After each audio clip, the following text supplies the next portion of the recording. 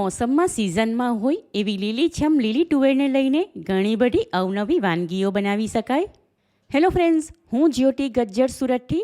આજે હું તમારી સાથે લીલી તુવેરમાં ટેસ્ટફુલ ટીકડા ઢોકળી કેવી રીતે બનાવવી એની રેસીપી શેર કરીશ. સૂકી તુવેરની જેમ લીલી તુવેરમાં બનાવેલી આ ઢોકળી ખાવામાં ખૂબ જ ચટાકેદાર ટેસ્ટફુલ લાગે અને ઓછી મહેનતે સરળતાથી ઓછા ટાઈમમાં બનાવી શકાય. તો ચાલો આ મજેદાર રેસીપી શરૂ કરીએ. ઢોકળીમાં નાખવા માટે મેં અહીં પોણો કપ ફ્રેશ લીલી તુવેર લીધી.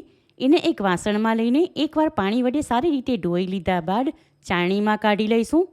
ઢોકળીનો લોટ બાંધવા માટે એક પહોળું વાસણ લીધું છે. એમાં પોણો કપ રોટલી બનાવીએ એ ઘઉંનો ઝીણો લોટ લઈશું. એમાં 5 કપ હોમમેડ મલ્ટીગ્રેન લોટ ઉમેરીશું.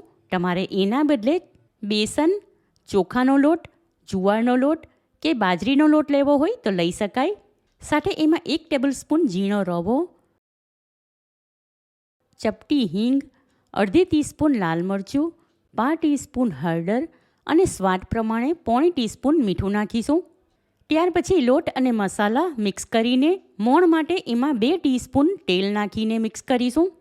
હવે મેં અહીં અડધો કપ જેટલા સુધારેલા મેથીના પાન લઈને 2 થી 3 વાર પાણી વડે સારી રીતે ધોઈ લીધા. એને ઝીણા કાપીને આ લોટમાં ઉમેરીશું.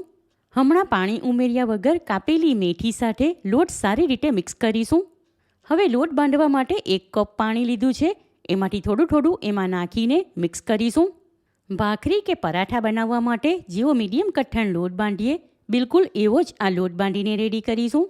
મેથીમાં પણ પાણીનો ભાગ હોય છે, માટે લોટમાં જરૂર પૂરતું 1 ચમચી જેટલું જ પાણી નાખીશું. લોટ બાંધી લીધો તો હવે એની ઉપર તેલવાળો હાથ ફેરવી લઈશું. ત્યાર પછી હમણાં આ લોટને ઢાંકીને 5 મિનિટ માટે સાઈડમાં રાખીશું. લોટ બાંધવા માટે 1 કપ પાણી લીધું હતું, એમાંથી અડધો કપ જેટલું વપરાયું. હવે આગળના સ્ટેપમાં ઢોકળી બનાવવા માટે એક મીડિયમ સાઇઝનું પ્રેશર કુકર લઈને સ્ટવ ઉપર ગરમ કરવા મૂકીશું. ગેસ ફ્લેમ લો ટુ મીડિયમની વચ્ચે રાખીને એમાં 2 ટેબલસ્પૂન જેટલું તેલ નાખીશું. તેલ ગરમ થાય એટલે એમાં અડધી ટીસ્પૂન રાઈ ઉમેરીશું. રાઈ ચટકી જાય ત્યાર પછી એમાં અડધી ટીસ્પૂન જીરું, 5 ટીસ્પૂન હિંગ, 1 ટીસ્પૂન સફેદ તલ, 1 ટેબલસ્પૂન સૂકા કોપરાનું બૂરું અને 2 નંગ સૂકા લાલ વઘારના મરચાં નાખીને મિક્સ કરીશું. ત્યાર પછી એમાં 1 ટીસ્પૂન આદુ લસણ લીલા મરચાંવાળો લીલો મસાલો, 1/4 ટીસ્પૂન લાલ મરચું, અડધી ટીસ્પૂન હળદર અને 1/4 ટીસ્પૂન ધાણા જીરું પાવડર તેમજ 5 ટીસ્પૂન ગરમ મસાલો નાખીને મિક્સ કરીશું. મસાલા થોડી સેકન્ડ માટે સાંતળી લીધા બાદ એમાં લીલી તુવેરના દાણા ઉમેરીને એને પણ થોડી સેકન્ડ માટે સાંતળી લઈશું. સ્વાદ પ્રમાણે એમાં 1 ટીસ્પૂન મીઠું નાખીને મિક્સ કરીશું. ત્યાર પછી એમાં 2 કપ પાણી ઉમેરીને ગેસ ફ્લેમ મીડિયમ તરફ કરીશું. એટલે કુકરમાંનું પાણી જલ્દીથી ગરમ થઈને ઉકળવા લાગે. આશરે 2 મિનિટ પછી કુકરમાં પાણી ગરમ થઈને ઉકળવા લાગ્યું, માટે એનું ઢાંકણ બંધ કરીશું. ત્યાર પછી એમાં 3 વિસલ આવે એટલે ગેસ ફ્લેમ ઓફ કરી દઈશું. તુવેરના દાણા પ્રેશર કૂક થાય છે ત્યાં સુધીમાં ઢોકળી માટેના ટીકડા બનાવી લઈએ. એના માટે લોટ બાંધીને રાખ્યો હતો એ વાસણ ઉપરથી ઢાંકણ હટાવીને લોટને ફરી એકવાર કેળવી લઈશું. ત્યાર પછી તેલવાળા હાથ કરીને લોટના 2 ભાગ કરીશું.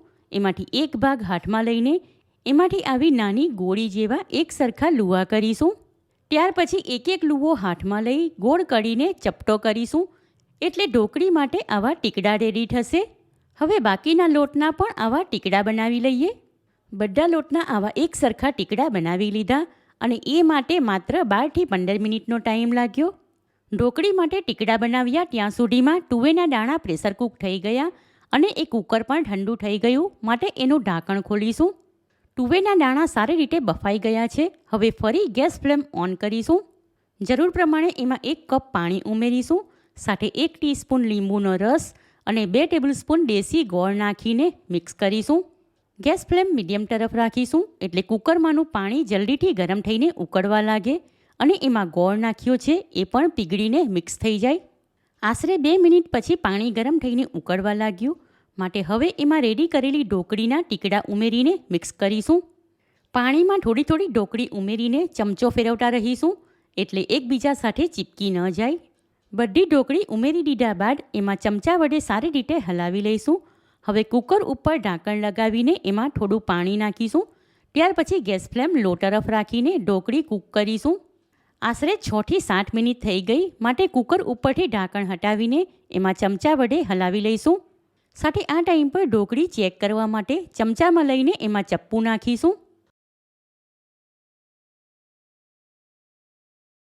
ઢોકળી હજુ કાચી લાગે છે તેમ છતાં ખાઈને પણ ચેક કરી લઈશું. ખાતી વખતે દાંતમાં ચોંટે તો કાચી છે એમ સમજવું.